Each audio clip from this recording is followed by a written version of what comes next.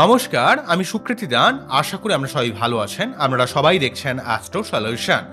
আজকে আমি আলোচনা করব যে বৃশ্চিক রাশি বা লগ্নের মানুষেরা বিবাহিত লাইফে ভালো করতে গেলে কোন কোন রাশির সঙ্গে বিবাহ করা উচিত বা কি আপনাদের নিয়ম মেনে চলা উচিত যাতে আপনারা সুখী বিবাহিত জীবন অতিবাহিত করতে পারেন। সার্বিক বৃশ্চিক রাশি বা লগ্নের এই ভিডিওটা দেখুন, আশা করব আপনাদের ভালো লাগবে। তাই অনুষ্ঠানটিকে মন দিয়ে দেখতে থাকুন। মূল আলোচনা আসার আগে আপনাদের জানিয়ে রাখি অ্যাস্ট্রো সংক্রান্ত নিত্য টিপস পেতে আমার এই অ্যাস্ট্রো সলিউশন চ্যানেলকে সাবস্ক্রাইব করুন, পাশে থাকা বেল আইকনে ক্লিক করুন। চলে আসি মূল আলোচনায়। প্রথমেই বলবো, দেখুন বৃশ্চিক রাশি প্রচন্ড ইমোশনাল হয়, প্রচন্ড সেন্টিমেন্টাল হয়, বাইরে অত্যন্ত খিটখিটে কথা বলে, স্টেট কার্ড কথা বলে, দেখে মনে হয় যেন কত চালাক কত বুদ্ধিমান, কিন্তু প্রচন্ড ইমোশনাল হয়, যা কিছু করে মন থেকে করে। বৃশ্চিক রাশি নিয়ে আমি অনেক ভিডিও করেছি, পরবর্তীকালে আরও ইচ্ছা আছে বৃশ্চিক রাশি নিয়ে কাজ করার। তো আজকে আমি আলোচনা করবো আপনারা কোন কোন রাশির সঙ্গে বিবাহ হলে বা কিভাবে চললে আপনারা সুখী বিবাহিত জীবন অতিবাহিত করতে পারবেন।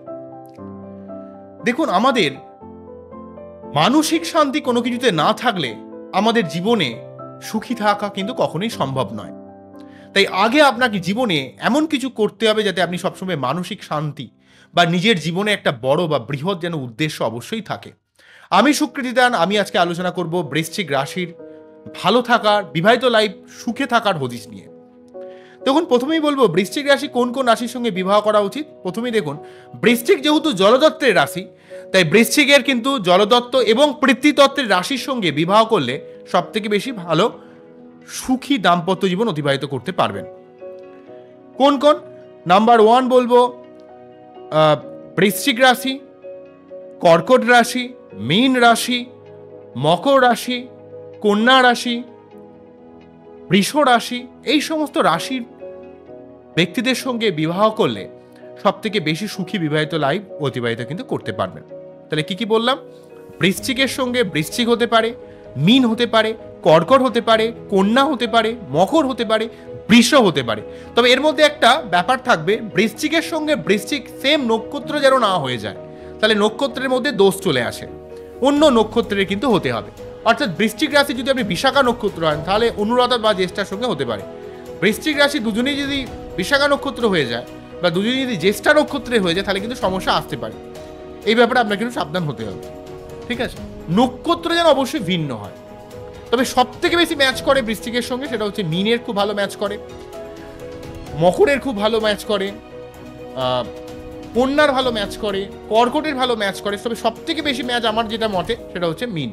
মীনের সঙ্গে কিন্তু বৃশ্চিকের খুব ভালো ম্যাচ দেখতে পাওয়া যায়, কারণ অনেকটা মানানসই ক্যারেক্টারের। তো এবারে নেক্সট কথা হলো, শুধুমাত্র রাশিগতভাবে দেখলেই যে আপনার ম্যাচ হলো বা হলো না তা নয়, অনেকগুলো ব্যাপার দেখতে হয়।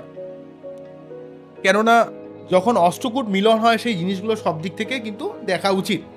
এবারে একটা কোশ্চেন আসে, অনেকেই বলেন যে দাদা আমার মাঙ্গলিক অন্যজন নন মাঙ্গলিকের সঙ্গে কি আমি বিয়ে করতে পারি? তো এখানে একটা কথা এসে দাঁড়ায়। দেখুন, এখানে একটা ব্যবহার বলতে হবে, মাঙ্গলিকের সঙ্গে নন মাঙ্গলিকের বিয়ে জেনারেলভাবে করা উচিত নয়, কিন্তু যদি আপনারা অষ্টকূট মিলনে যদি মোটামুটিভাবে 18 পয়েন্ট বা 20 পয়েন্টের উপরে থাকেন, তাহলে কিন্তু করা যেতে পারে। তবে যার মাঙ্গলিক রয়েছে তাকে কিন্তু একটু তার পুজো পাঠ মন্ত্রপাঠ যদি করেন তাহলে কিন্তু খুব একটা নেগেটিভ হবে না।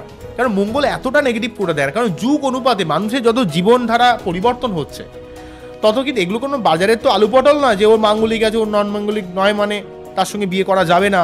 হ্যাঁ, ফদ্দ দেখিয়ে মিলিয়ে আমি প্রেম করতে যাব, মিলিয়ে সম্বন্ধ করতে যাব, সবসময় এত মেলানো সম্ভব হয় না, তাই তো? তাই যার নন মাঙ্গলিক তার ক্ষেত্রে উচিত হচ্ছে মঙ্গলকে একটু বুস্ট করা, আর যার মাঙ্গলিক নেই তাকে বুস্ট করতে হবে, আর যে মাঙ্গলিক তাকে কিন্তু অবশ্যই একটু পুজো পাঠ মন্ত্রপাঠ করতে হবে। মানে যার মাঙ্গলিক নাই যার, তাকে কিন্তু মঙ্গলকে একটু স্ট্রং করতে হবে, কারণ তার মধ্যে একটু ঊর্জা শক্তিটা কম থাকবে। আর যে মাঙ্গলিক তার মধ্যে একটু ঊর্জা শক্তিটা বেশি থাকে, তার একটু রাগ জেদ অ্যাগ্রেশন মাথা গরম এবং নিজেদের মধ্যে একটা বোঝাপড়াটা তৈরি করতে হবে। কারণ একজন কিছু বললে অন্যজন যেন চুপ করে শোনে, ঠিক আছে? এগুলো যেন সহ্য শক্তিটা যেন একজনের থাকে, সেটা যে সবসময় একজনই সহ্য করবে অন্যজন সহ্য করবে না তা নয়, কিন্তু সহ্যর ব্যাপারটা দুজনকেই করতে হবে। যখন একজন রেগে যাবে অন্যজন সহ্য করবে। তবে মাঙ্গলিকের মধ্যে রেগে যাওয়ার প্রবণতা খুব বেশি থাকে, আর নন মাঙ্গলিকের মধ্যে কিন্তু একটু বেশি ধৈর্যশীলতা, একটু সফিস্টিকেটেড মেন্টালিটিটা হয়। তো এই ব্যাপারটিকে একটু কনসিয়াস থাকবেন। তবে প্রত্যেকেই যদি আপনারা প্রতি মঙ্গলবার 3 বার করে হনুমান চল্লিশা পাঠ করেন অনেকটা লাভ পাবেন। মাঙ্গলিক বা নন মাঙ্গলিক নিয়ে এত মাথা ব্যথা করার তাহলে প্রয়োজন কিন্তু পড়বে না। বোঝা গেল কি বললাম? নেক্সট যেটা বলবো সেটা হচ্ছে আপনার বাচ্চাতে কি কি যোগ রয়েছে। যোগগুলো অত্যন্ত গুরুত্বপূর্ণ হয়। যেমন ধরুন আপনার বৃশ্চিক রাশি বা লগ্ন, তো আপনার বাচ্চাটে হয়তো পয়েন্টে খুব ভালো মিলল, সব ঠিক আছে, আপনি ধরুন মহিলা, তো আপনার বাচ্চাটে শনি মঙ্গল যোগ রইল, বাস, তাহলে কিন্তু আপনি যতই পয়েন্টে মিলুক না কেন, আপনি যতক্ষণ পর্যন্ত না মঙ্গলের প্রতিকার না করবেন ততক্ষণ পর্যন্ত আপনি আপনার লাইফ পার্টনারের সঙ্গে ভালো সম্পর্ক তৈরি করতে পারবেন না। নয় লাইফ পার্টনার কিছুদিন পর আপনাকে ভালো লাগবে না, নয় লাইফ পার্টনারের পরকীয়া সম্পর্ক তৈরি হবে, বা আপনার গাইনোকাল সমস্যা ক্রিয়েট হতে পারে। তাই যদি আপনার বৃশ্চিক লগ্ন হয় তাহলে, এবং যদি আপনি মহিলা হন এবং সেই সঙ্গে যদি আপনার শনি মঙ্গল যোগ থাকে, বি কেয়ারফুল। এবং সেই জন্য কিন্তু আপনাকে মঙ্গলের প্রতিকার কিন্তু করতে হবে। মঙ্গলের প্রতিকার অবশ্যই রক্ত প্রবাল করতে হবে, প্রতি মঙ্গলবার 3 বার করে হনুমান চালিসা পাঠ করতে হবে, শনি মন্দিরে পুজো দিতে হবে, বা ধরুন আপনার বাচ্চাটে অমাবস্যার প্রভাবে আপনি জন্ম, হয়তো আপনার রয়েছে হচ্ছে চন্দ্র রবি একসঙ্গে বসে রয়েছে। অনেক অ্যাস্ট্রোলজার তো জানেই না যে চন্দ্র রবি একসঙ্গে থাকলে প্রবলেম ক্রিয়েট করে। অনেকে তাদেরকে আবার রবির প্রতিকার দিতে আমি দেখেছি। কালকে একজন আমার কাছে অ্যানালিসিস করাচ্ছিলেন, তো চন্দ্র এবং রবি একসঙ্গে রয়েছে, তাকে রবি পড়িয়ে দিয়েছে। মানে খুবই বিপজ্জনক এইসব কেস। দেখুন, চন্দ্র এবং রবি একসঙ্গে থাকা মানে আপনার অমাবস্যার প্রভাবে জন্ম হচ্ছে, এবং অমাবস্যার প্রভাব মানে আপনার মধ্যে স্যাটিসফ্যাকশন লেভেলটা থাকবে না। আপনি যাই করুন না কেন, আপনি রিলেশনশিপে যান, আপনি যৌন সম্পর্কে লিপ্ত হন, যাই করুন, যেখানেই হোক না কেন, আপনার দিন শেষে আপনার ভালো লাগবে না। আপনার মধ্যে অ্যাংজাইটি তৈরি হবে, অস্থিরতা তৈরি হবে, হতাশা তৈরি হবে, অধৈর্য তৈরি হবে, ঠিক আছে? তো সেই ব্যাপারগুলো আপনাকে বুঝতে হবে। তাই চন্দ্রের কিন্তু সঠিকভাবে তখন প্রতিকার নিতে হবে। প্রতি সোমবার শিবলিঙ্গে অভিষেক করতে হবে। আমি তো সমস্ত বৃশ্চিক রাশি বা লগ্নের ক্ষেত্রে বলেছি যে আপনারা অবশ্যই অবশ্যই অবশ্যই কিন্তু প্রতি সোমবার শিবলিঙ্গে অভিষেক করবেন, মুক্ত পড়বেন, এই কথাটা কিন্তু বারে বারে বলেছি। বা প্রতি মঙ্গলবার 3 বার করে হনুমান চালিসা পাঠ করবেন। এগুলো কিন্তু আপনাদের করা উচিত। ভালো থাকতে গেলে আপনাদের এগুলো করতে হবে। করে কি পাবেন সেটা বড় কথা না, কিন্তু করলে অনেক উন্নতি কিন্তু জীবনে ফিল করতে পারবেন। তো যাই হোক, নেক্সট যে ব্যাপারটা বলবো সেটা হচ্ছে, অনেক সময় দেখতে পাওয়া যায় বাচ্চাদের শনি রবি যোগ রয়েছে, বীজ যোগ রয়েছে, বা লগ্নে রাহু রয়েছে, সপ্তমে কেতু রয়েছে। তো এই সংক্রান্ত সমস্যাগুলোকে কিন্তু আগে থেকে কিন্তু সঠিক কোনো অ্যাস্ট্রোলজার দিয়ে তার কিন্তু রেকটিফিকেশন করিয়ে নেওয়া উচিত। বিবাহের পূর্বে কিন্তু এর সঠিকভাবে বাচ্চার অ্যানালাইজ, মানে যে জানে, ওই আতিবাদী লোক নয়, ওই যোগ্য করালেও 50,000 টাকা নিয়ে নিল, 1 লাখ টাকা নিয়ে নিল, আপনার ঠেকা অন্যজন নিয়ে নেবে তা নয়, কিন্তু নিজের দায় দায়িত্ব কিন্তু অন্যর উপর ছেড়ে দেবেন না, ঠিক আছে? ও আছে, ওই কাকা আছে, ওই জ্যাঠা আছে, ওই অ্যাস্ট্রোলজার আছে, আমার সমস্ত প্রবলেম সে মিটিয়ে দেবে, ঠিক আছে, আমি শুধু টাকা দিয়ে খালাস হয়ে গেলাম। জীবনে কিন্তু কেউ কখনো আপনার দায়িত্ব নিয়ে নেবেন। আপনি বৃশ্চিক রাশি বা লগ্ন যদি হন, আপনাকে নিজের জীবনের দায়িত্ব নিজেকে নিতে হবে। আপনাকে ঈশ্বরের উপর আস্থাশীলতা রাখতে হবে, নিজের উপর বিশ্বাস রাখতে হবে, এবং নিজেকে কিছুটা যোগব্যায়াম, মেডিটেশন বা একটু আধ্যাত্মিকতার মধ্যে থাকতে হবে, এবং আপনার বাচ্চাদের সঠিকভাবে কিন্তু প্রতিকার কিন্তু করে নিতে হবে। যদি প্রতিকার না করেন কিন্তু আপনাকে অনেক সময় ভুগতে হতে পারে।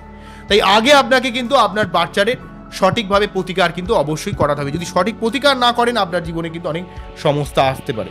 সেই সমস্যা জায়গাগুলো থেকে বাঁচতে গেলে অবশ্যই আপনার বাচ্চাদের সঠিকভাবে প্রতিকার করতে হবে। তো এই ব্যাপারগুলোকে আপনাকে সার্বিকভাবে মেনে চলতে হবে। যদি চলতে পারেন, দেখবেন আপনার জীবনে ওভারঅলভাবে বিবাহিত লাইফ থেকে এবং আগামী জীবন কিন্তু ভালো হবে। এবং আপনাকে সূর্য প্রণাম থেকে শুরু করে সার্বিক কিছু ব্যাপার কিন্তু সবসময় মেনে চলা উচিত। তো আমি বিভিন্ন সময় আপনাদের বিভিন্ন রকমের প্রতিকার আমি দিতে থাকবো। আমি সবসময় আপনাদের জীবনকে উন্নতি করার জন্য সর্বদা চেষ্টা করব। আপনারা আমার পাশে থাকুন, অ্যাস্ট্রো সলিউশন দেখতে থাকুন, আপনারা খুব ভালো থাকুন। এই আশা নিয়ে অনুষ্ঠানটিকে শেষ করছি। নমস্কার, থ্যাংক ইউ।